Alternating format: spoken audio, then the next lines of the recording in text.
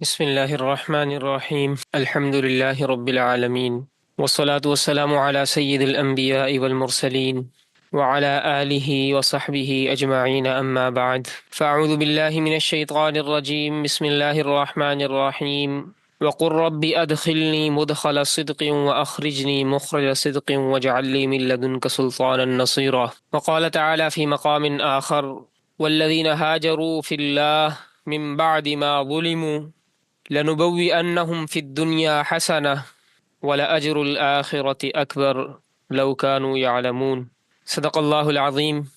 آج سبق سے پہلے ایک گزارش ہے آپ حضرات سے، جس کے حوالے سے گروپ میں بھی آگاہ کر دیا گیا ہے کہ انشاءاللہ تبارک و تعالی کورس کے آخر میں آپ حضرات کا امتحان ہوگا مختصر سا، تو سب کوشش فرمائیں کہ اس میں بھرپور حصہ لیں اور اسباق کو توجہ کے ساتھ محبت کے ساتھ سنیں، انہیں ذہن نشین کریں، دل نشین کریں۔ پہلے سبق کے آخر میں آپ کو مسجد بیعت کی زیارت بھی کروائی تھی اور اس کا محل وقوع بھی بتلایا تھا، جو آپ کو سکرین پر نظر آ رہی ہے۔ یہ مسجد اس مقام پہ بنائی گئی ہے جہاں پہ نبوت کے 11ویں سال 6 یا 8 افراد، پھر 12ویں سال تقریباً 12 افراد، پھر نبوت کے 13ویں سال 70 سے زائد بزرگ مدینہ کے تشریف لائے اور انتہائی جانثاری اور وفاداری کا مظاہرہ کیا، حضور صلی اللہ تعالیٰ علیہ وسلم کے دست مبارک پر بیعت کی، اور وہ سارے احوال سارے آپ سے عرض کیے۔ یہ جو بیعت تھی، اس بیعت کو خفیہ رکھا گیا اور ساری احتیاطیں مد نظر رکھی گئیں۔ حضور اکرم صلی اللہ تعالیٰ علیہ وآلہ وسلم جب تشریف لائے بیعت کے لیے، تو حضرات شیخین رضی اللہ تعالی عنہما، حضرت ابوبکر اور عمر، ان کے ساتھ نہیں آئے، کیونکہ اگر ایسا ہوتا تو ابو جہل اور ابو لہب بھی پیچھے پڑ جاتے۔ ان کی عادت تھی، انہیں پتہ چل جاتا کہ کوئی مشن ہے ان کا یا کسی کے پاس دعوت دینے جا رہے ہیں۔ اور جو حضرت عباس رضی اللہ تعالیٰ عنہ تھے، وہ گھر کے بندے تھے اور اعزا و اقارب کے ساتھ سارے لوگ آتے جاتے رہتے ہیں۔ اس وقت تک انہوں نے اسلام بھی قبول نہیں کیا تھا، تو وہ حضور اکرم صلی اللہ تعالیٰ علیہ وآلہ وسلم کے ساتھ تھے۔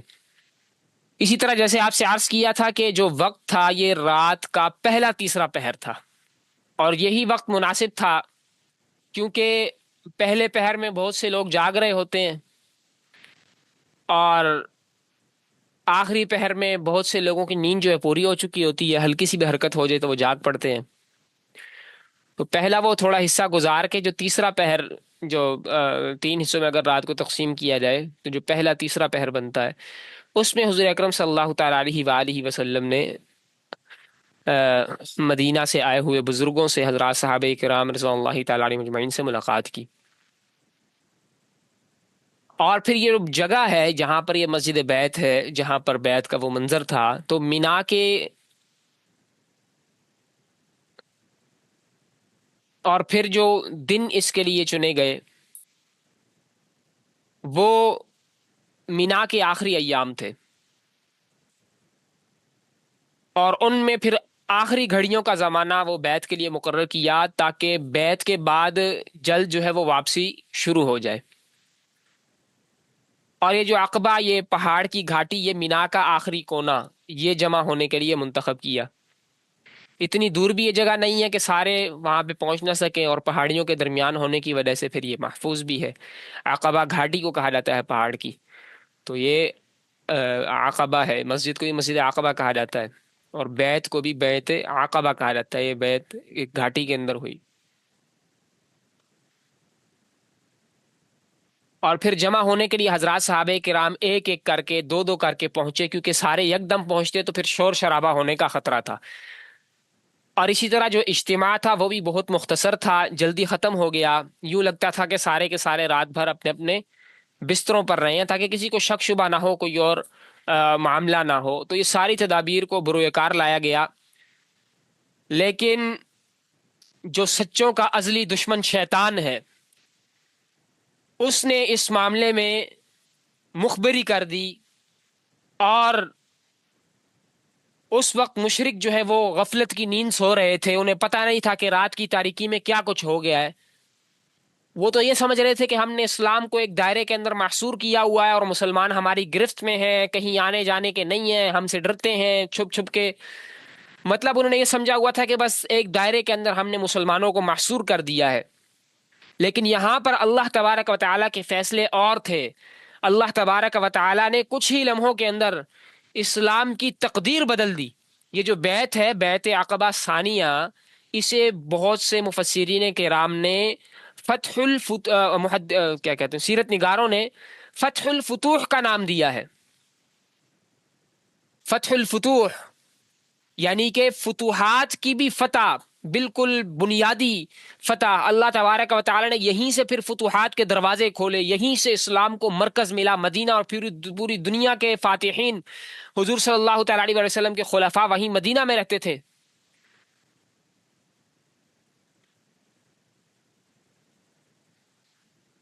تو اس بیت کو فتح الفتوح کا نام دیا گیا کہ یہیں سے پھر اسلام کے عروج کا آغاز ہوا، کفر کے خلاف فتوحات کا آغاز یہاں سے ہوا. تو اللہ تبارک و تعالیٰ نے اس مختصر سے وقت کے اندر اسلام کی تقدیر بدلی، اور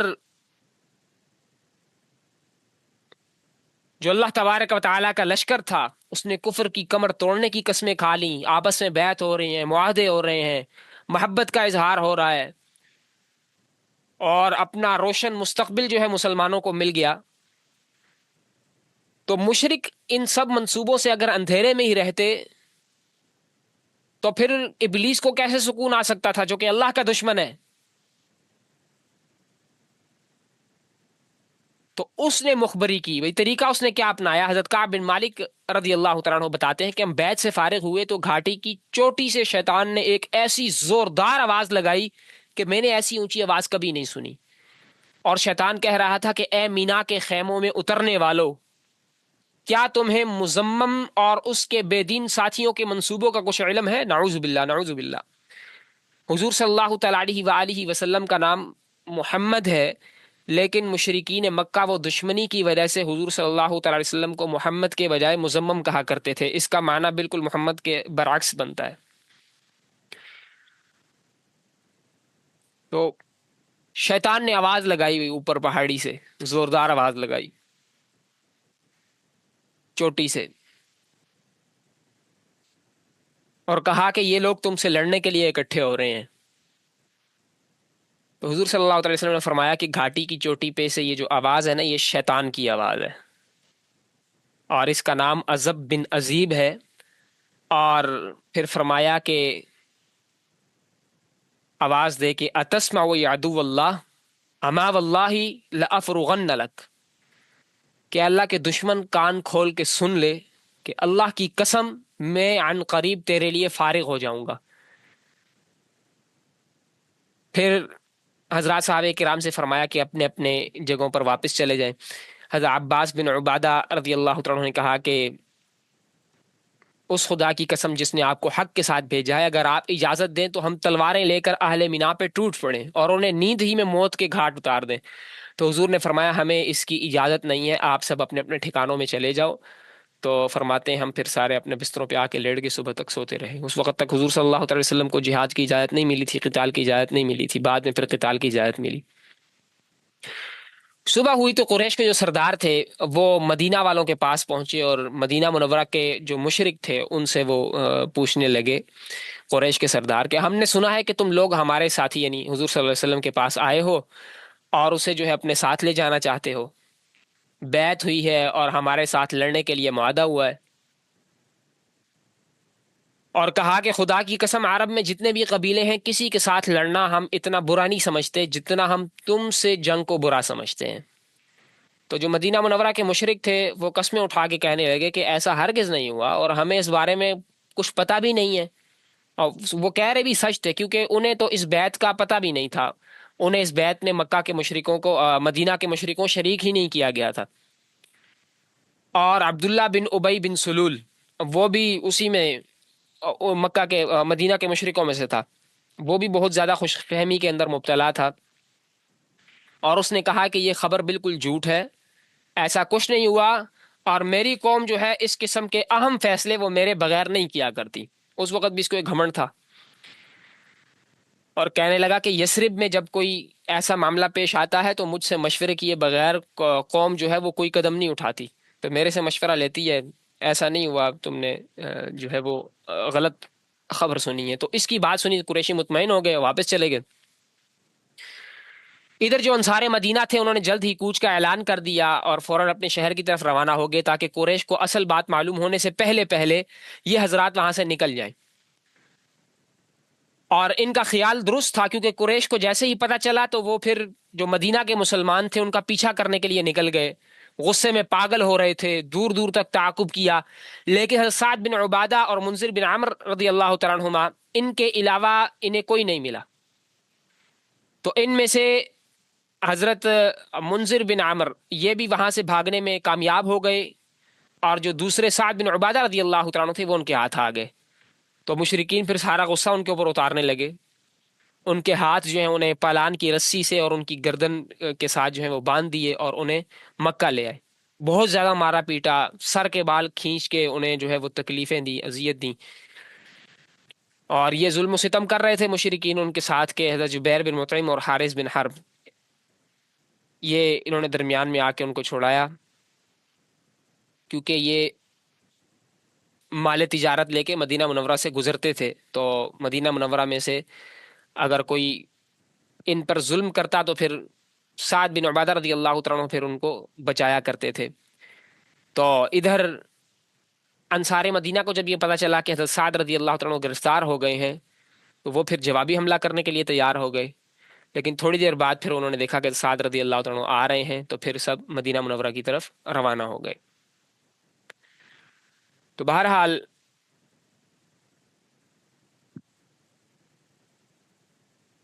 اس بیعت سے اسلام کی تاریخ میں ایک نئے باب کا اضافہ ہوا،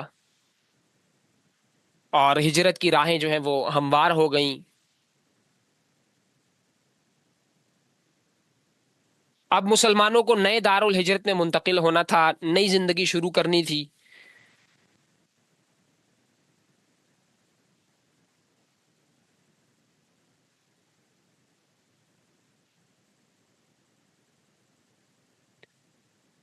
اور اللہ تبارک و تعالیٰ نے مسلمانوں کو پہلے سے ہی ہجرت کے لیے تیار کیا. فرمایا یا عبادی الذین آمنوا ان ارضی واسعہ فایایا فاعبدون، اے میرے مومن بندو میری زمین بہت وسیع ہے لہذا تم میری ہی عبادت کرو. اب اس آیت میں ہجرت کی طرف اشارہ ہے کہ اگر مکہ مکرمہ میں تمہیں عبادت اور بندگی کی آزادی نہیں ہے تو وطن کو خیر آباد کہہ دو. اللہ تعالیٰ کی بندگی اصل ہے، اور اس میں جو ہے وہ قوم، وطن اور ملک جو ہے وہ اگر رکاوٹ بن جائیں تو پھر اس کی قربانی دینی ہوگی، گھر بار چھوڑ کے اسلامی ماحول کی طرف تمہیں کوچ کرنا ہوگا. اور یہ آیت تو بہت دنوں بعد نازل ہوئی. حضور صلی اللہ علیہ وسلم کو شروع میں ہی ہجرت کا جو ہے اشارہ مل گیا تھا.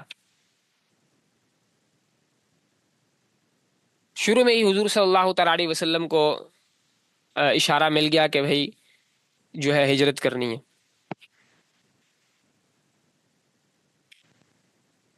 اور نبی اکرم صلی اللہ تعالیٰ علیہ وآلہ وسلم کو ہجرت کی جگہ بھی خواب میں دکھائی گئی. وحی کے ذریعے بھی مدینہ منورہ متعین ہو گیا. جیسے بتایا تھا آپ کو پہلے کہ اس سے پہلے اگرچہ مدینہ کے اندر اسلام کی دعوت دی جا رہی تھی لیکن ہجرت کا کوئی ارادہ نہیں تھا. اللہ تبارک و تعالیٰ کی طرف سے ہجرت کا کوئی حکم نہیں آیا تھا کہ مدینہ کی طرف ہجرت کرنی ہے. اس سے پہلے حضرت طفیل بن عمر دوسی رضی اللہ تعالیٰ عنہ کے حوالے سے بھی آپ کو بتلایا تھا، انہوں نے بھی حضور صلی اللہ علیہ وسلم کو پیشکش کی تھی کہ آپ ہجرت کر کے آ جائیں، لیکن حضور کا دل مطمئن نہیں ہوا، اس پہ شر صدر نہیں ہوا. تو پھر حضور صلی اللہ تعالیٰ علیہ وآلہ وسلم یہ جب مدینہ والے آئے، ان کے ساتھ گفتگو وغیرہ ہوئی، پھر حضور صلی اللہ تعالیٰ علیہ وسلم کو حکم ملا کہ آپ ہجرت کریں. انہوں نے پیشکش کی تھی حضور صلی اللہ علیہ وسلم کو، مدینہ والوں نے بھی، جیسے تفصیل آپ سے عرض کی. تو اللہ تبارک و تعالیٰ نے بھی مدینہ منورہ کی تعین کر دی. خواب کے اندر بھی حضور کو ہجرت کی جگہ دکھائی گئی. حضور صلی اللہ تعالی وسلم نے مدینہ والوں کی محبت اور عقیدت کے جذبات بھی دیکھ لیے. تو اب اللہ تبارک و تعالیٰ کے حکم کے مطابق صحابہ کرام کو اشارہ دے دیا کہ مکہ مکرمہ جو ہے وہ خالی کر دے. اب مسلمان مکہ مکرمہ سے ہجرت کر کے جانے لگے، اور یہ ہجرت کرنا کوئی آسان کام نہیں تھا. جان ہتھیلی پہ رکھ کے مہاجرین صحابہ کرام نکلے. پھر سب مسلمان یکے بعد دیگرے ہجرت کر کے مدینہ کی طرف جاتے رہے۔ اور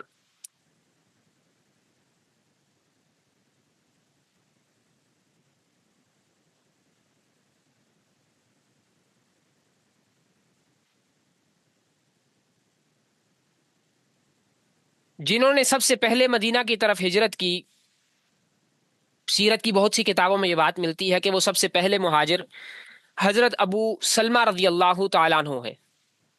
یہ حضرت ام سلمہ رضی اللہ تعالیٰ عنہ کے ساتھ، جو ان کی اہلیہ تھیں، ان کے ساتھ خاندان کی تکالیف کے ہاتھوں مجبور ہو کے پہلے حبشہ کی طرف ہجرت کر گئے تھے، لیکن یہ سنا انہوں نے، جیسے آپ کو پہلے بتلایا تھا کہ مکہ والوں نے اسلام قبول کر لیا ہے اور مسلمانوں کو دارالامن مل گیا ہے، تو یہ میاں بیوی واپس آ گئے تھے۔ پھر حضرت ابو سلمہ نے مدینہ منورہ کی طرف جو ہے وہ ہجرت کی۔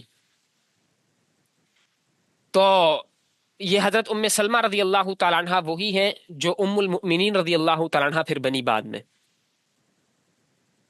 جبکہ حضرت برا بن عازب رضی اللہ تعالیٰ عنہ کی روایت میں آتا ہے کہ اول من قدم علینا من المہاجرین مصعب بن عمیر، کہ مہاجرین میں سب سے پہلے ہمارے پاس حضرت مصعب بن عمیر رضی اللہ تعالیٰ عنہ پہنچے تھے۔ تو اس میں تطبیق علامہ ابن حجر نے دی ہے کہ حضرت ابو سلمہ جب حبشہ سے واپس آئے تو پھر مشرکوں نے انہیں اذیت کا ہدف بنایا، تو پھر اذیتوں کی وجہ سے وہ مکہ مکرمہ چھوڑ کے مدینہ منورہ روانہ ہو گئے، اور حضرت مصعب بن عمیر اس وقت مدینہ منورہ پہنچے جب مستقل ہجرت کا حکم جو ہے وہ ہو چکا تھا۔ تو یوں اس میں تطبیق ہو سکتی ہے، اور یوں بھی کہا جا سکتا ہے، امام حلبی رحمۃ اللہ علیہ نے جیسے تطبیق دی کہ حضرت ابو سلمہ وہ دوسروں کے بغیر تنہا ہجرت کرنے والوں میں پہلے آدمی ہے، اور حضرت مصعب بن عمیر وہ تنہا نہیں گئے تھے بلکہ دوسرے مسلمانوں کے ساتھ گئے تھے۔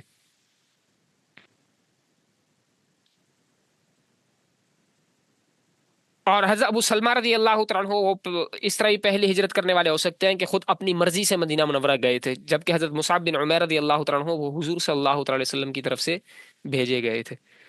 تو بہرحال سب سے پہلے ہجرت کرنے والے وہ حضرت ابو سلمہ رضی اللہ تعالیٰ عنہ، انہوں نے ہجرت کی اکثر سیرت نگاروں کے مطابق۔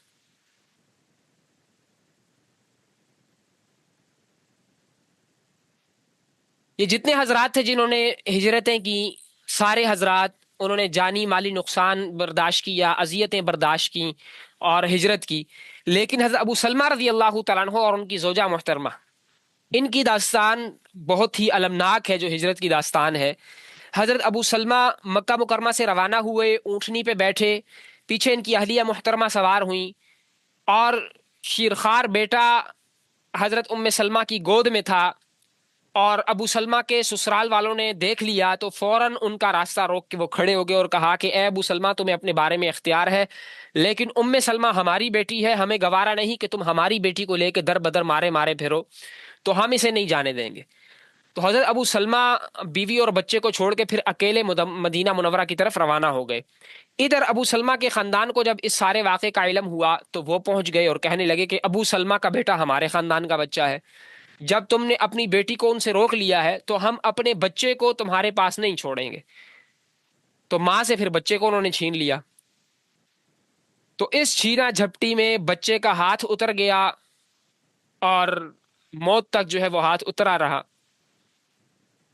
تو اب بیچاری حضرت ام سلمہ رضی اللہ تعالیٰ عنہ اکیلی، شوہر مدینہ منورہ چلے گئے، بیٹا جو ہے وہ سسرالی چھین کے لے گئے، اور وہ وہاں رہنے پر جو ہے وہ پھر مجبور تھیں۔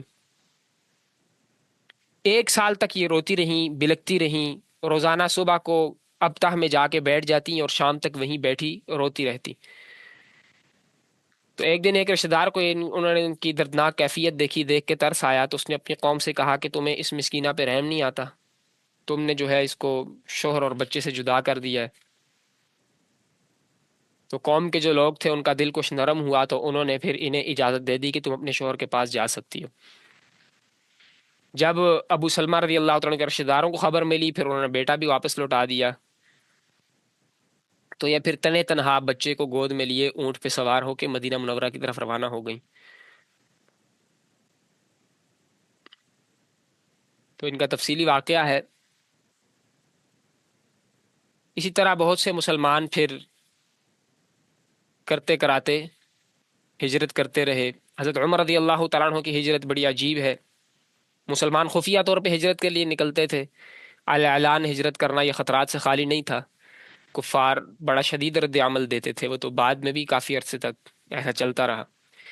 لیکن حضرت عمر رضی اللہ تعالیٰ عنہ، جنہوں نے مکہ کی دھرتی پہ اپنے اسلام کا بھی اظہار اعلان کیا تھا، تو ہجرت بھی انہوں نے اسی زور و شور کے ساتھ کی۔ حضرت علی فرماتے ہیں کہ تمام مسلمان چھپ کے ہجرت کرتے رہے، لیکن حضرت عمر نے پھر ڈنکے کی چوٹ پہ سب کے سامنے ہجرت کی، اور انہوں نے جب ہجرت کا ارادہ کیا تو ایک پہلو میں تلوار لٹکائی، کندھے پہ کمان لٹکائی، ہاتھوں میں تیر تھامے، اور ایک چھوٹا سا نیزہ اپنے شانے پہ لٹکایا، اور اس شان کے ساتھ کعبہ معظمہ پہنچے۔ قریش حرم میں بیٹھے ہوئے تھے، حضرت عمر نے سب کے سامنے بیت اللہ کا طواف کیا، مقام ابراہیم کے پاس 2 رکعات پڑھی، پھر ایک ایک بندے کی طرف منہ کر کے کہنے لگے کہ یہ چہرے سیاہ ہو جائیں، اللہ تعالیٰ ان دشمنوں کو برباد کرے گا، جس کا دل چاہے کہ اس کی ماں اس کو روئے، اس کے بچے یتیم ہوں اور اس کی بیوی بیوہ ہو، وہ آ کے اس وادی سے باہر مجھے روک کے دکھائے۔ اس شان کے ساتھ حضرت فاروق اعظم نے اپنی ہجرت کا اعلان کیا، قریشیوں کو سانپ سونگ گیا تھا، کسی کی بھی ہمت نہیں ہوئی کہ پیچھا کرے۔ انوکھی شان کے ساتھ حضرت عمر رضی اللہ تعالیٰ عنہ ہجرت کے لیے روانہ ہوئے، اور حضرت عمر رضی اللہ تعالیٰ عنہ نے 20 صحابہ کے ساتھ ہجرت کی، باقاعدہ مورخین نے ان کے نام گنوائے ہیں۔ تو ایک شان کے ساتھ جو ہے یہ ہجرت کر کے مدینہ منورہ پہنچے۔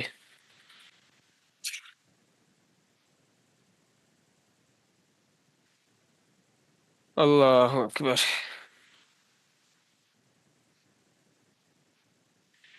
اب سارے حضرات سارے مسلمان ایسا ایسا کر کے مدینہ جاتے رہے، آخر میں رسول اللہ صلی اللہ تعالیٰ علیہ وآلہ وسلم کے پاس حضرت ابو بکر رضی اللہ تعالیٰ عنہ اور حضرت علی رضی اللہ تعالیٰ عنہ، ان کے علاوہ کوئی باقی نہیں رہا تھا، بس صرف چند ضعیف اور کمزور صحابہ تھے جو بعد میں وقفے وقفے سے مدینہ منورہ آتے رہے۔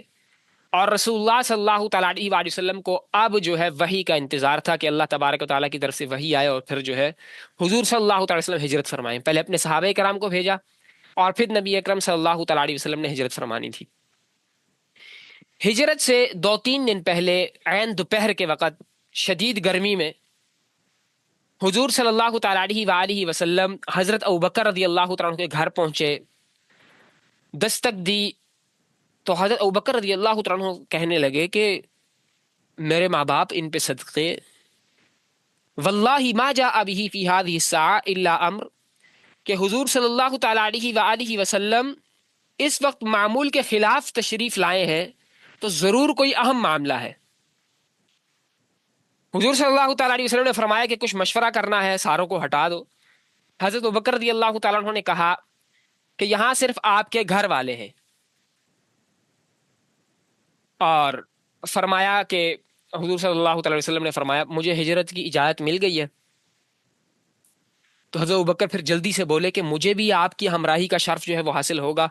حضور نے فرمایا ہاں۔ تو حضرت ابوبکر رضی اللہ تعالیٰ عنہ یہ سن کے آپ دیدہ ہو گئے، اور یہ خوشی اور تشکر کے آنسو تھے، اور کہنے لگے میرے ماں باپ آپ پہ قربان، میں نے اسی مقصد کے لیے 2 اونٹنیاں تیار کی ہوئی ہیں، اسی مقصد کے لیے میں نے 2 اونٹنیاں تیار کی ہوئی ہیں کہ ہجرت کا حضور صلی اللہ تعالیٰ علیہ وآلہ وسلم کو حکم ملے گا تو پھر میں جو ہے حضور صلی اللہ تعالیٰ علیہ وآلہ وسلم کے ساتھ جو ہے وہ ہجرت کے لیے چل پڑوں گا۔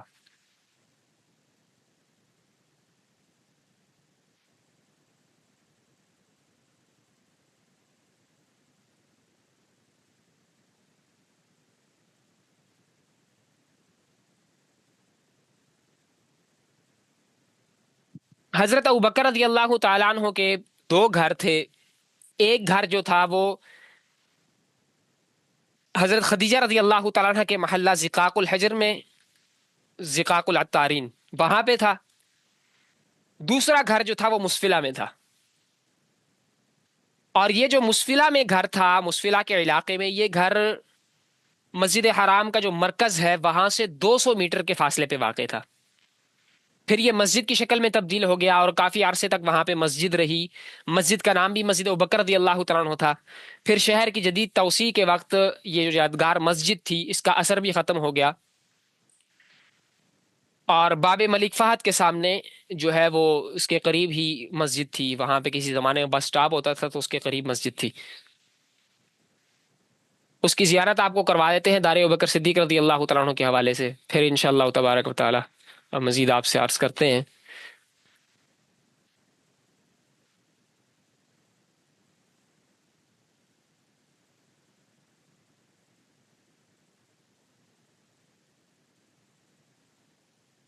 یہ جو آپ کو تصویر دکھائی دے رہی ہے،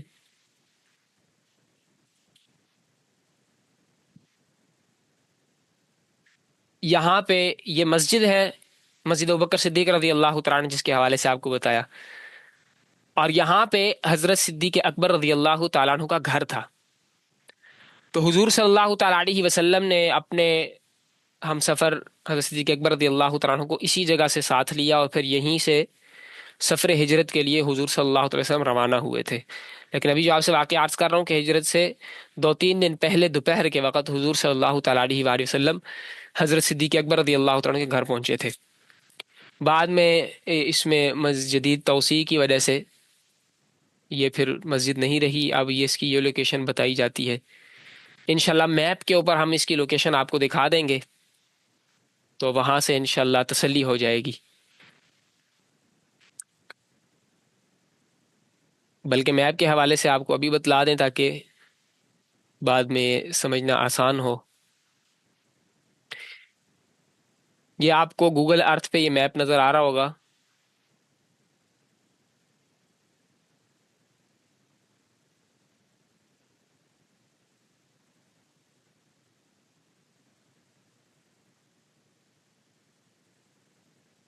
یہ گوگل ارتھ ہے، اور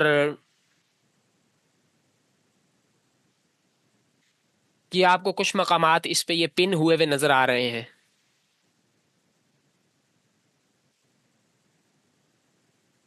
تو یہ کچھ ساتھیوں نے محنت کر کے حضور اکرم صلی اللہ تعالیٰ علیہ وآلہ وسلم کا جو سفر ہجرت ہے اس کے مقامات کو پن کیا ہے کہ حضور صلی اللہ تعالیٰ علیہ وسلم کہاں سے کہاں چلے، کہاں پہ رکے، کہاں کیا واقعہ پیش آیا۔ تو جہاں جہاں سے کوئی یاد متعلق ہے یا اور معاملہ ہے، کوئی پڑاؤ ہے یا کوئی واقعہ ہے وہاں پر، تو حضور صلی اللہ تعالیٰ علیہ وآلہ وسلم سے جہاں پر جو چیز منسوب ہے اس مقام کو انہوں نے پن کیا ہوا ہے، کچھ مقامات کو بھی پن کیا ہے۔ یہ جو ہے تقریباً 100 سے زائد مقامات اس میں پن کیے ہوئے ہیں۔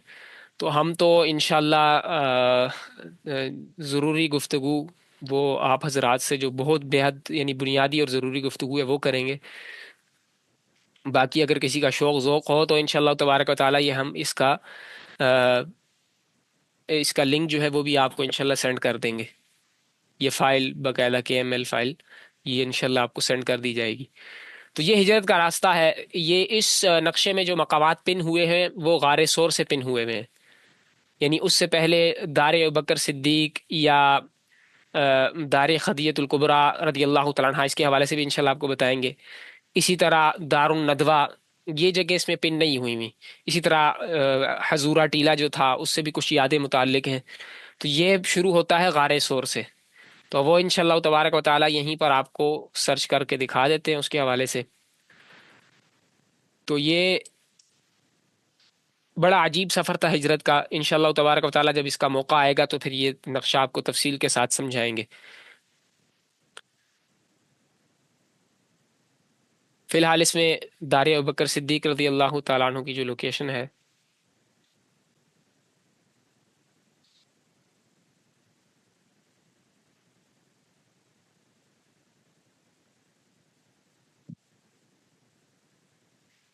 یہ لوکیشن دیکھیں، یہ سرخ نشان آپ کو جہاں پر نظر آ رہا ہے یہ دار ابوبکر صدیق رضی اللہ تعالیٰ عنہ کی لوکیشن ہے۔ یہاں پر حضرت صدیق اکبر رضی اللہ تعالیٰ عنہ کا گھر واقع تھا۔ یہ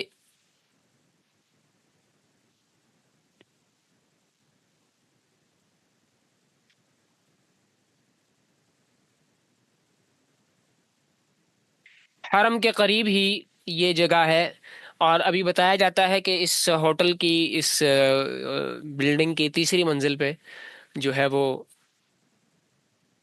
مسجد ہے ابھی ابوبکر صدیق رضی اللہ تعالیٰ عنہ کے حوالے سے، ان کے نام سے موسوم۔ لیکن بہرحال یہاں پر وہ یہ وہی مقام ہے جہاں پہ حضرت صدیق اکبر رضی اللہ تعالیٰ عنہ کا گھر مبارک تھا۔ بعد میں پھر اس کے نشانات جو ہیں وہ اس جگہ پہ توسیع میں آ گئے۔ اللہ اکبر کبیرہ۔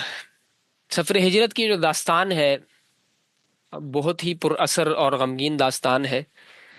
امام بخاری رحمۃ اللہ علیہ نے بھی اسے بڑے تفصیلی انداز میں اور بڑے عاشقانہ انداز میں لکھا ہے، اور اس باب کا نام رکھا ہے باب ہجرت النبی صلی اللہ تعالی وسلم واصحابہ الی المدینہ۔ مسلمان جو تھے یکے بعد دیگرے ہجرت کر کے مدینہ منورہ پہنچ گئے، اور مکہ مکرمہ مسلمانوں سے خالی ہو گیا۔ تو قریش نے سوچا کہ یہ تو ہو نہیں سکتا کہ محمد صلی اللہ علیہ وسلم اپنے صحابہ کے بغیر مکہ مکرمہ میں رہے، آج نہیں تو کل یہ بھی مدینہ منورہ چلے جائیں گے مسلمان جو ہے، اور ہمارے خلاف جو ہے یہ محاذ بنائیں گے، تو لڑائی کے علاوہ جو ہے کچھ بھی حاصل نہیں ہوگا۔ اس لیے ہمارے ان کے ہاتھ سے نکلنے سے پہلے کوئی ٹھوس فیصلہ کرنے کی ضرورت ہے، تاکہ جو ہے اس کا سدباب کیا جا سکے۔ یہ سارے کفار جو ہیں یہ اجلاس کر رہے ہیں، آپس میں مشورہ کر رہے تھے، لہذا انہوں نے حتمی اور آخری فیصلہ کرنے کے لیے سب کو دار الندوہ میں جمع کیا۔ دار الندوہ ہے کفار کی پارلیمنٹ تھی، اس کے حوالے سے انشاءاللہ آپ کو بتاتے ہیں۔ اور کہا کہ کوئی عقل مند بندہ مشورہ دینے والا جو ہے رہ نہ جائے۔ تو ابلیس جو شیطان تھا وہ بھی ایک اچھی شکل کے نجدی بوڑھے کی صورت میں جو ہے وہاں پہ آ پہنچا، بہت ہی سلیقہ مند اور ایسے باوقار سا بن کے۔ تو کفار نے پوچھا کہ بڑے میاں تم کون ہو؟ تو اس نے کہا کہ میں نجد کا رہنے والا ہوں، ایک شیخ ہوں میں وہاں کا، میں نے سنا ہے کہ تم لوگ ایک اہم معاملے میں یہاں پہ جمع ہوئے ہو، میں بھی آ گیا ہوں تاکہ تمہاری خیر خواہی کر لوں، تمہیں مفید مشورے دوں۔ بہرحال کسی طریقے سے اس نے وہاں پہ اپنی جگہ بنا لی اور خود کو جو ہے وہ ایک ان کے ساتھ کر لیا۔ تو مختلف آراء مشورے کے دوران سامنے آئیں۔ ایک رائے یہ سامنے آئی کہ حضور صلی اللہ علیہ وسلم کو بیڑیوں اور ہتھکڑیوں میں جکڑ کے کہیں پہ بند کر دیا جائے اور حضور کی موت کا نعوذ باللہ انتظار کیا جائے۔ تو یہ جو شیخ نجدی شیطان تھا یہ فوراً بولا کہ نہیں، یہ رائے درست نہیں ہے، تم اسے اگر قید کر لو گے تو ہو سکتا ہے تو اس کے ساتھی تم پہ حملہ کر کے اسے تم سے چھین کے لے جائیں۔ کسی نے رائے دی کہ اسے جو ہے جلاوطن کر دیا جائے، تو ابلیس بولا نہیں نہیں، یہ رائے بھی درست نہیں ہے، تم نہیں دیکھتے کہ یہ کتنا جو ہے وہ شیریں گفتار ہیں، جہاں جائیں گے وہاں پہ غلبہ حاصل کر لیں گے اور وہ سب پھر تمہارے خلاف ہو جائیں گے۔ تو پھر ابو جہل نے یہ تجویز دی کہ ہر قبیلے سے ایک ایک مضبوط نوجوان لیا جائے، سارے مل کے جا کے حضور صلی اللہ علیہ وسلم کو نعوذ باللہ قتل کریں، تو یوں جو حضور کا خون ہے وہ تمام قبائل پہ تقسیم ہو جائے گا، اور پھر بنو ہاشم جو ہے وہ ان سارے قبائل سے کیا لڑیں گے، زیادہ سے زیادہ دیت کا مطالبہ کر لیں گے، تو وہ دیت دینا آسان ہے، دیت دے دیں گے۔ تو شیخ نجدی بولا جو شیطان تھا کہ یہ ہوئی نہ بات، اس نے آخری بات کر دی، یعنی ابو جہل کی جو بات ہے یہ بالکل درست ہے، بس اس کی بات پہ جو ہے نا وہ تم فیصلہ کرو۔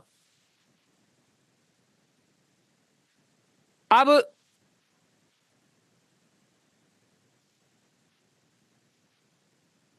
سب نے اتفاق کیا اور منصوبے پہ انہوں نے عمل درآمد کرنے کے لیے رات کا وقت طے کر لیا۔ مجلس ختم ہو گئی، سارے خوش تھے کہ انہوں نے گویا یہ سمجھ لیا تھا کہ ہم اپنے ناپاک ارادے میں کامیاب ہو جائیں گے۔ منصوبے ان کے بننے لگے، اسلحے کی چھانٹی شروع ہو گئی۔ اللہ تبارک و تعالیٰ فرماتے ہیں وَيَمْكُرُونَ وَيَمْكُرُ اللَّهُ وَاللَّهُ خَيْرُ الْمَاكِرِينَ،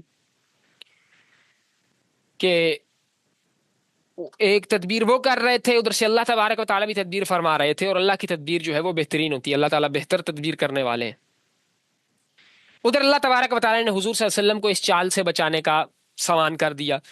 حضرت جبریل علیہ السلام نے آ کے سارا معاملہ حضور اکرم صلی اللہ تعالی علیہ وسلم کو بتا دیا، اور اللہ تبارک و تعالیٰ کا پیغام پہنچایا کہ آپ آج رات اپنا کاشانہ مبارک، اپنا گھر مبارک یہ چھوڑیں۔ تو اب گویا کہ یہ حضور صلی اللہ تعالیٰ علیہ وآلہ وسلم کو ہجرت کی اجازت تھی اور ہجرت کا حکم تھا۔ اس وقت جو اس گھر سے حضور صلی اللہ علیہ وسلم ہجرت کے لیے نکلے وہ کون سا گھر تھا، انشاءاللہ اس کے حوالے سے بھی آپ کو تفصیل سے بتائیں گے، اس کی بھی زیارت کروائیں گے۔ اس سے پہلے ہم سمجھتے ہیں دار الندوہ کے حوالے سے۔ حضور صلی اللہ تعالیٰ علیہ وآلہ وسلم کی ولادت سے تقریباً 150 سال پہلے حضور صلی اللہ تعالیٰ علیہ وسلم کے اجداد میں سے جو قصی بن کلاب گزرے ہیں، انہوں نے دار الندوہ جو ہے وہ تعمیر کروایا تھا، اور مکہ مکرمہ میں یہ پہلا پختہ مکان تھا جو تعمیر ہوا۔ اس میں مکہ والوں کے اجتماعی مشورے ہوتے تھے، سارے معاملات یہیں پہ نمٹائے جاتے تھے۔ تو یہ گویا کہ قریش کی سلطنت کی ایک پارلیمنٹ تھی، دار الندوہ۔ تو جب اسلام کا دور آیا تو پھر مسلمانوں کا مرکز دار ارقم تھا، اور کفار اور مشرکین کا اجتماع وہ اسی دار الندوہ کے اندر ہوتا تھا۔ اسلام کے خلاف سازشوں کو اسی جگہ پر جو ہے دار الندوہ میں مشرک تشکیل دیا کرتے تھے۔ فتح مکہ کے بعد مکہ جو ہے، مکہ مکرمہ، یہ دار الاسلام بن گیا، تو پھر دار الندوہ کی یہ حیثیت ختم ہو گئی تھی، اور پھر کچھ عرصہ بعد یہ اسلامی حکومت کے کنٹرول میں آ گیا تھا واپس دار الندوہ۔ اب دار الندوہ چونکہ مسجد حرم سے بالکل متصل تھا، اس کا بھی آپ کو لوکیشن والی تصویر دکھاتے ہیں، تو اس لیے پھر حج اور عمرے کے دوران بہت سے خلفاء اور امراء دار الندوہ میں قیام کیا کرتے تھے۔ ایک بار حضرت عمر رضی اللہ تعالیٰ عنہ نے بھی اس میں دار الندوہ کے اندر جو ہے وہ قیام فرمایا۔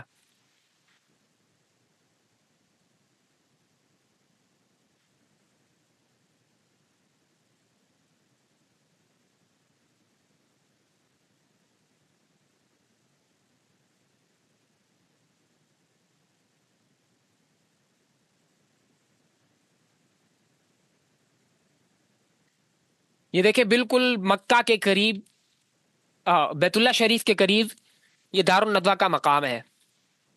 یہ آپ کو اس کی لوکیشن جو ہے وہ بھی شو ہو رہی ہے، نظر آ رہی ہے۔ تو اس مقام پہ جو دار الندوہ تھا، تو پھر بعد میں مسلمانوں کے پاس آیا،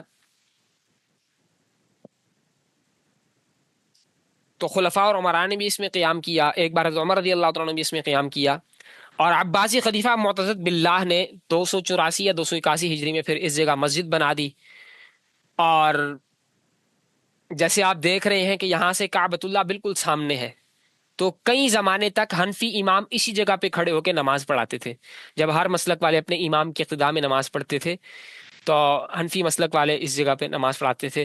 اور 947 ہجری میں امیر جدہ امیر کلدی نے اس کو گرا کے پھر حرم کے صحن میں شامل کر دیا تھا۔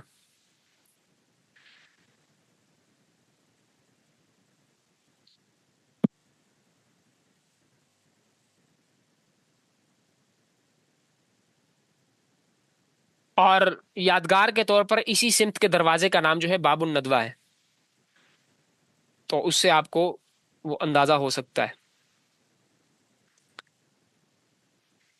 یہ جو مکان تھا، اسے حضرت معاویہ رضی اللہ تعالیٰ عنہ نے 1,00,000 درہم میں خریدا تھا۔ پھر اسے دار الامارہ بنا دیا، یعنی عمرہ وغیرہ کے قیام کی جگہ۔ یہ مکان تھا تو قصی کا، حضور کے اجداد میں سے جو قصی بن کلاب گزرے ہیں جنہوں نے بنوایا تھا، پھر ان کے بیٹے عبد الدار کے قبضے میں آیا۔ اس کے بعد پھر حکیم بن حزام رضی اللہ تعالیٰ عنہ کے ہاتھ میں یہ آیا، اور حضرت معاویہ رضی اللہ تعالیٰ عنہ نے انہی سے خریدا تھا۔ تو حضرت عبداللہ بن زبیر رضی اللہ تعالیٰ عنہ نے اس پہ حضرت حکیم بن حزام سے کہا کہ تم نے قریش کی عزت بیچ ڈالی ہے بھائی، تم نے دار الندوہ بیچ دیا۔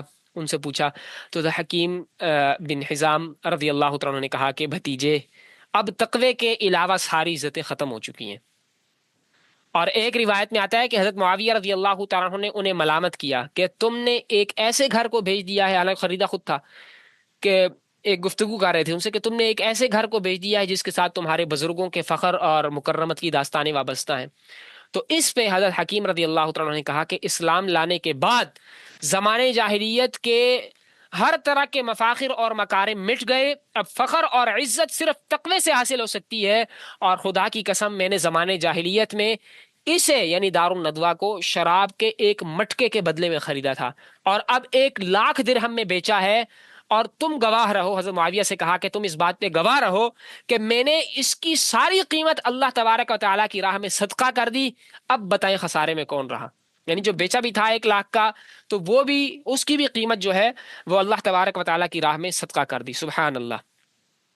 تو یہ اس کا دار الندوہ کا مقام ہے، اسی یہ باب الندوہ اس کی یاد میں جو ہے وہ رکھا گیا ہے۔ اور یہاں سے یہ جگہ بھی نظر آ رہی ہے، یہ بھی اسی دار الندوہ کا مقام ہے، تو مطاف اور مسقف والے حصے کی جگہ یہ اس کی بنتی ہے جہاں پر دار الندوہ تھا۔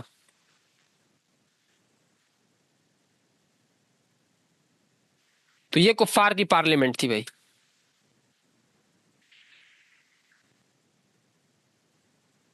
آخر پھر وہ رات آ گئی جس کا گھات میں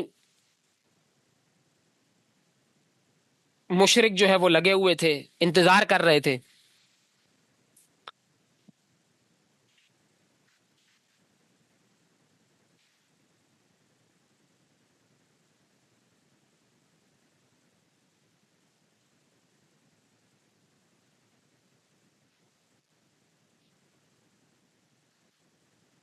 حضور صلی اللہ تعالی علیہ وآلہ وسلم کے گھر مبارک کا مسلح جنگجوؤں نے محاصرہ کر لیا تھا، اور بہت ہی عجیب منظر تھا، لیکن اللہ تبارک و تعالی بھی اپنی تدبیر فرما رہے تھے۔ حضور صلی اللہ علیہ وسلم کو حکم ہو گیا تھا، حضور صلی اللہ علیہ وسلم کے جو دوست تھے ان سے مکہ مکرمہ خالی ہو گیا تھا، جو چاہنے والے تھے مدینہ پہنچ چکے تھے، تو ہر طرف کفار کا محاصرہ تھا، اور وہ اسلحہ اور ننگی تلواریں لے کے حضور صلی اللہ تعالی علیہ وآلہ وسلم کی جان لینے کے لیے بالکل تیار کھڑے تھے، اور ان کی سازش اور تدبیر عروج پہ تھی، بہت خوش تھے کہ آج ہم اس ہستی کا خاتمہ کر دیں گے جو ہمارے بتوں کو برا بھلا کہتا ہے، مگر اللہ تعالیٰ نے پھر کفار کے نرغے سے ان کے بیچوں بیچ حضور صلی اللہ علیہ وسلم کو نکالا اور صحیح سالم مدینہ منورہ پہنچا دیا۔ وہ اپنی جگہ کھڑے رہ گئے، تو واقعی اللہ تبارک و تعالیٰ کی تدبیر تمام تدبیروں پہ غالب ہے۔ اس وقت حضور اکرم صلی اللہ تعالیٰ علیہ وآلہ وسلم حضرت سیدہ خدیجہ رضی اللہ تعالیٰ عنہ والے مکان میں تھے، اور حضرت علی کو بتا دیا تھا کہ مجھے ہجرت کی اجازت مل گئی ہے، میرے بستر پہ آپ نے سونا ہے، اور یہ مکہ والوں کی امانتیں تم نے ان کے حوالے کرنی ہیں۔ اب قریش کو اگرچہ حضور سے دشمنی تھی، لیکن دشمنی کے باوجود اپنی امانتیں وہ حضور کے پاس رکھوایا کرتے تھے۔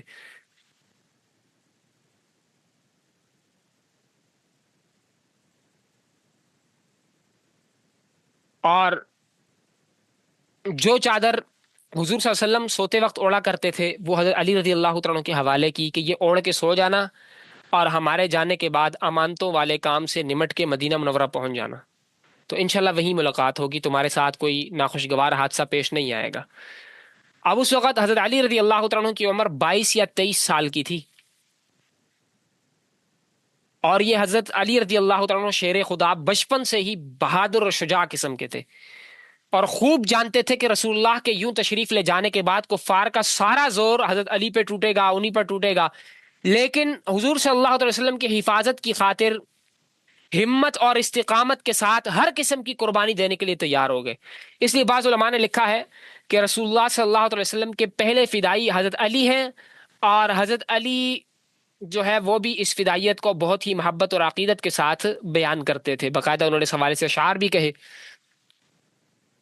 تو قریش کے سارے نوجوان باہر جمع تھے اور انتظار کر رہے تھے کہ صبح کے وقت حضور صلی اللہ علیہ وسلم نماز کے لیے خانہ کعبہ جائیں گے تو ہم سارے یکبارگی حملہ کر کے انہیں بھیانک تدبیر جو ہے اپنی مکمل کریں گے، نعوذ باللہ۔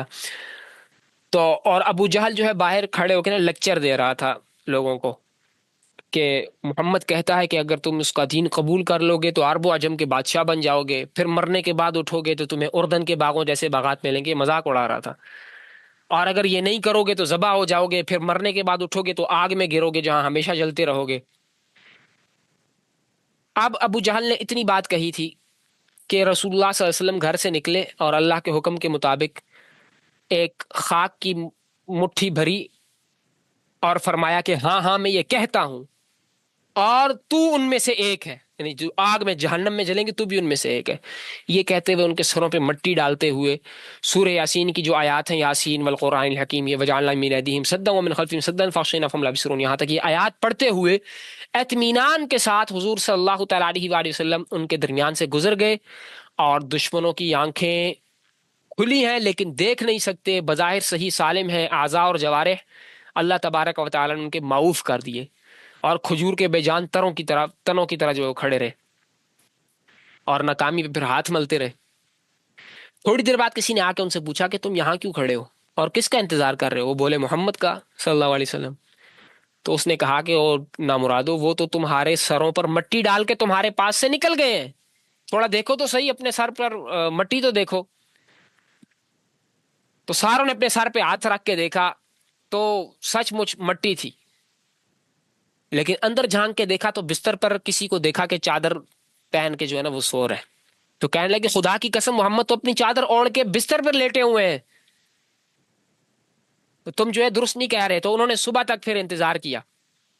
صبح کے جب اثرات نمودار ہوئے، کفار سمجھ رہے تھے کہ اب ہمارے کام انجام دینے کا وقت آ گیا ہے اور تلواروں کے وار کا لمحہ جو ہے نعوذ باللہ آ پہنچا ہے، لیکن دیکھتے کیا ہے کہ حضور کے بستر سے اٹھنے والا کون ہے؟ یہ تو حضرت علی ہیں۔ ان کے دماغ چکرا گئے، تو پیچ و تاب کھاتے ہوئے حضرت علی کو پکڑ لیا، مارا پیٹا اور پوچھا تمہارا ساتھی کہاں ہے؟ حضرت علی کہنے لگے مجھے کیا خبر ہے، پہرا تو تم دے رہے تھے، تو تم لوگوں نے انہیں نکل کے جانے کیوں دیا ہے؟ وہ تو نکل گئے۔ وہ حضرت علی کو پکڑ کے خانہ کعبہ میں لے گئے، زد و کوب کیا، کچھ دیر حضرت علی رضی اللہ عنہ کی قید میں رہے، پھر ان کے رشتہ دار بیچ میں آ گئے اور انہیں حضرت علی کو جو ہے چھڑا کے لے گئے۔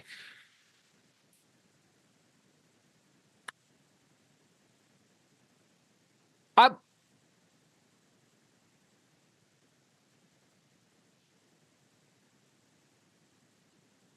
حضور صلی اللہ تعالی علیہ وآلہ وسلم جس گھر میں تھے وہ گھر بیت خدیجہ کہلاتا تھا۔ حضرت خدیجہ رضی اللہ تعالی عنہا کا گھر تھا جس میں حضور صلی اللہ علیہ وسلم رہتے تھے۔ حضرت خدیجہ سے شادی ہوئی، پھر اس کے بعد وہیں پر حضور صلی اللہ تعالی علیہ وسلم کا قیام تھا۔ تو اس گھر کی بھی آپ کو زیارت کروا دیتے ہیں اور اس کا نقشہ جو ہے وہ آپ کو سمجھا دیتے ہیں، اس کی باقاعدہ لوکیشن بھی دکھا دیتے ہیں۔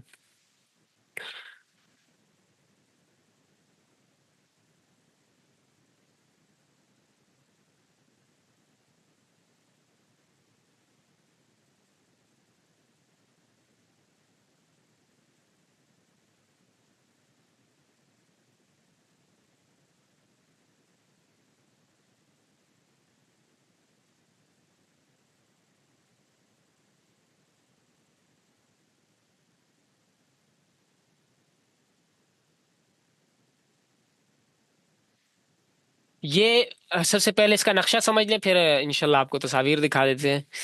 یہ حضرت خدیجہ الکبریٰ رضی اللہ تعالی عنہا کے گھر کا نقشہ ہے جس میں حضور صلی اللہ تعالی علیہ وسلم موجود تھے، اور حضرت علی رضی اللہ تعالیٰ عنہ کو حضور صلی اللہ تعالی علیہ وآلہ وسلم نے جہاں پہ سلایا اور خود جو ہے ہجرت کے لیے تشریف لے کے گئے۔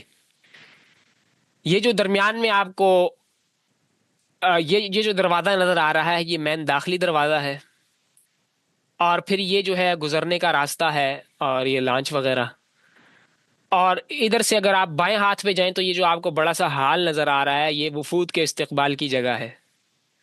یہاں پہ وفود وغیرہ آتے تو یہاں پہ ان کا حضور صلی اللہ علیہ وسلم استقبال فرماتے۔ یہ دروازہ ہے اور یہاں پر ایک کمرہ ہے، یہاں پر یہ جو جگہ ہے یہ حضرت فاطمہ رضی اللہ تعالی عنہا کی جائے پیدائش ہے، یہاں پہ حضرت امی فاطمہ رضی اللہ تعالی عنہا پیدا ہوئی۔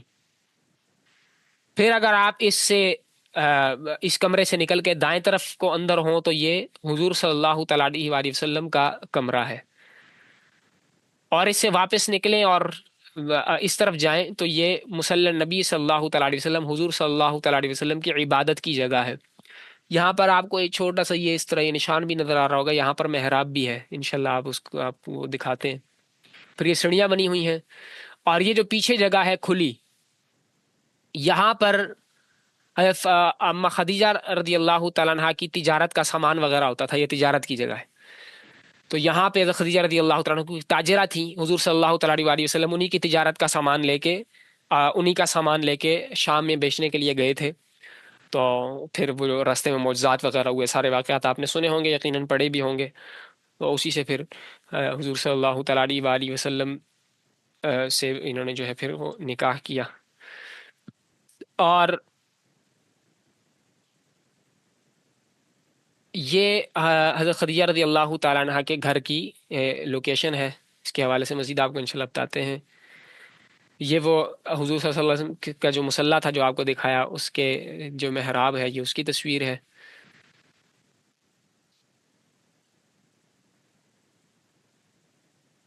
اور یہ ساتھ ہی اسی مکان کی جگہ ہے۔ اللہ اکبر کبیرہ۔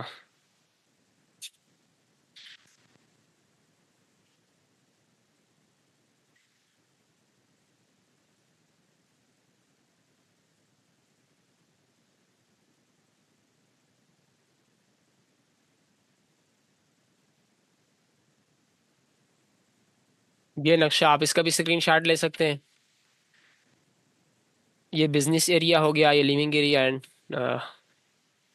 گزرنے کا راستہ، اور یہ مین دروازہ ہو گیا. نقشہ تو آپ نے سمجھ لیا بہرحال.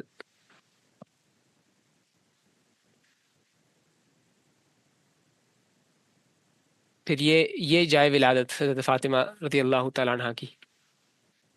میں ایک تصویر دیکھ رہا ہوں، وہ مل جائے تفصیلی. بڑی تصویر ہے جی. یہ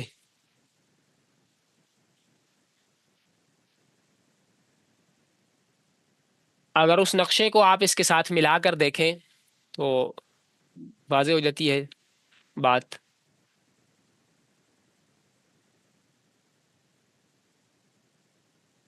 بہرحال یہ بیت خدیجہ رضی اللہ تعالیٰ عنہ کی تصاویر ہیں. یہاں پر حضور اکرم صلی اللہ تعالیٰ علیہ وآلہ وسلم نے حضرت علی رضی اللہ تعالیٰ عنہ کو حکم فرمایا کہ بھئی آپ جو ہے یہاں پہ آرام کریں، اور اللہ تبارک و تعالیٰ کی طرف سے جو ہے وہ ہجرت کا حکم آ گیا، تو میں جا رہا ہوں، بعد میں تم واپس آ جانا. علی فرماتے مجھے یقین تھا کہ واپس جانا ہے، کیونکہ حضور صلی اللہ علیہ وسلم نے خود فرمایا تھا کہ امانتیں پہنچا کے بعد میں تم ہی مدینہ آ جانا.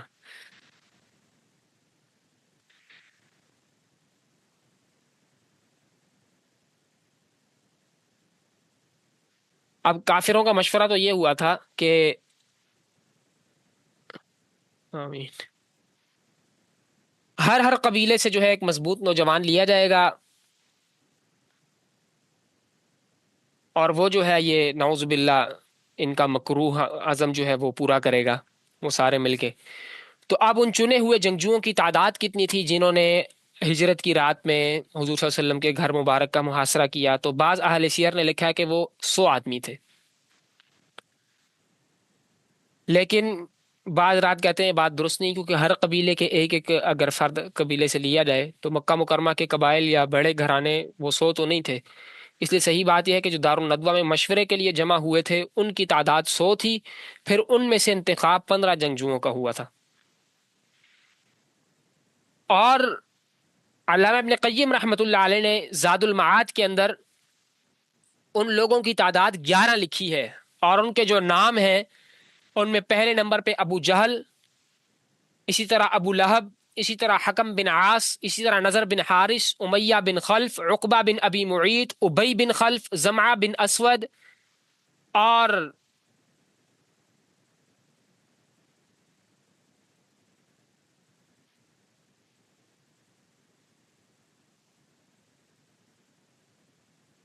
نبیہ اور منبہ، اور اسی طرح طعیمہ بن عدی. تو یہ 11 لوگ یہ تھے جنہوں نے حضور صلی اللہ تعالی علیہ وسلم کو قتل کرنے کا جو ہے وہ پورا عزم کیا ہوا تھا، باقاعدہ اسلحے لے کے کھڑے ہوئے تھے. تو حضور صلی اللہ علیہ وسلم کو محاصرہ کرنے والے کفار پہ مٹی ڈالنے کا حکم ہوا. تو یہ اشارہ تھا کہ تم لوگ اللہ تعالیٰ کے ہاں بہت ہی رذیل اور ذلیل قسم کے لوگ ہو، یا اشارہ تھا کہ تمہارا مستقبل بڑا ہی بھیانک ہوگا، تمہارا انجام بہت شرمناک ہوگا، اور ان قریب تم لوگ مٹی ہونے والے ہو. تو یہ اس سے اس طرف اشارہ تھا. چنانچہ ابو حاتم کی ایک روایت میں ہے کہ اس رات جن جن کفار کو کنکر لگے، مٹی پڑی، وہ سارے بدر کے دن مردار ہوئے، جتنے وہ تھے.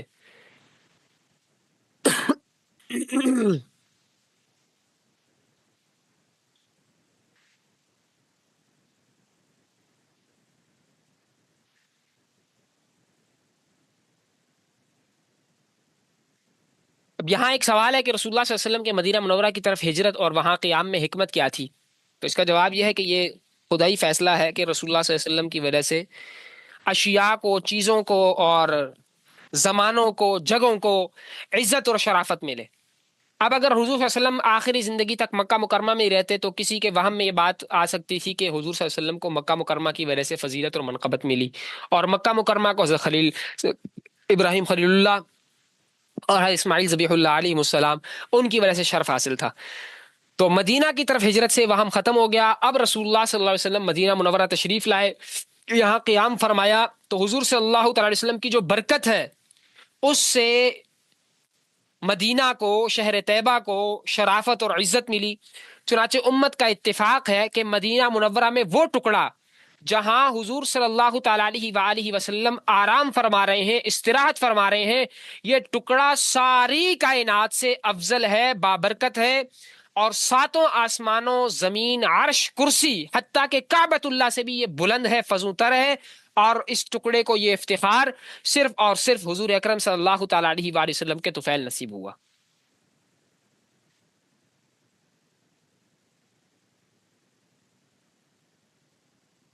اللہ اکبر کبیرہ۔ اللہ تبارک و تعالی ہمیں حضور اکرم صلی اللہ تعالی علیہ وآلہ وسلم سے اور حضور اکرم صلی اللہ تعالی علیہ وآلہ وسلم سے منسوب ہر چیز سے، ہر یاد سے، ہر سنت سے، ہر حکم سے، ہر عمل سے اللہ تبارک و تعالی ہمیں دلی محبت اور عشق نصیب فرمائے۔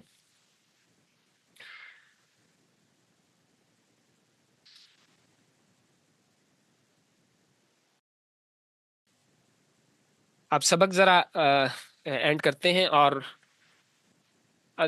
دار خدیجہ الکبریٰ رضی اللہ تعالیٰ عنہ کا آپ کو گوگل ارتھ کے اوپر بھی باقاعدہ اس کی لوکیشن دکھا دیتے ہیں کہ حضرت خدیجہ الکبریٰ رضی اللہ تعالیٰ عنہ کا جو گھر تھا حضور صلی اللہ تعالیٰ علیہ وسلم کا، وہ کس جگہ پر واقع تھا۔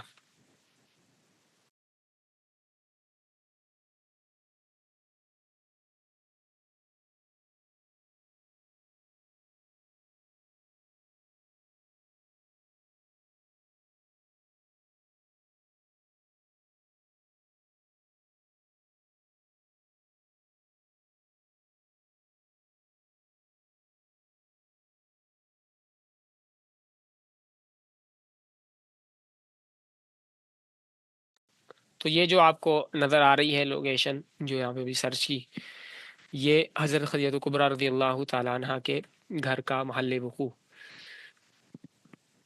اللہ اکبر کبیرہ۔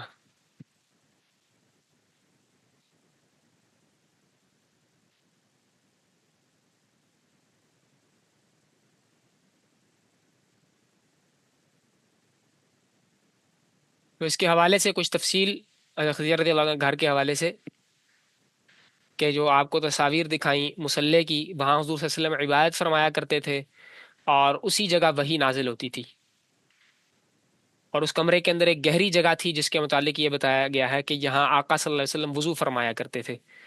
غرفۃ النبی صلی اللہ تعالیٰ علیہ وآلہ وسلم جو دوسرا آپ کو دکھلایا تھا، وہاں پہ حضور صلی اللہ علیہ وسلم اپنے گھر والوں کے ساتھ رہائش رکھتے تھے، اور فاطمہ رضی اللہ تعالیٰ عنہ کی ولادت والی جگہ بھی آپ کو دکھائی جو، اور اسی طرح وفود کے استقبال والی جگہ، وہاں مہمان خانہ جہاں حضور صلی اللہ تعالیٰ علیہ وآلہ وسلم آنے والے مہمانوں کا اور وفود کا استقبال کرتے تھے۔ اللہ اکبر کبیرہ۔ تو یہ مقام ہے جہاں پر خدیجہ کبریٰ رضی اللہ تعالیٰ عنہ کا گھر مبارک موجود تھا۔ باقی انشاءاللہ تبارک و تعالی یہ جو آپ کو پن ہوئے ہوئے مقامات نظر آ رہے ہیں، یہ یہاں سے یہ غار سور سے یہ نقشہ باقاعدہ شروع ہوتا ہے۔ انشاءاللہ تبارک و تعالی یہ اگلے اسباق میں آپ سے عرض کریں گے۔ اللہ تبارک و تعالی ہم سب کو کامل و مکمل ایمان نصیب فرمائے، ایمان کی حلاوت اور نور ایمان نصیب فرمائے، حضور صلی اللہ تعالیٰ علیہ وآلہ وسلم سے سچی محبت اور سچا عشق نصیب فرمائے۔ وآخر دعوانا الحمد للہ رب العالمین۔ سبحانک اللہم وبحمدک نشہد ان لا الہ الا انت نستغفرک ونتوب الیک۔ السلام علیکم ورحمۃ اللہ وبرکاتہ۔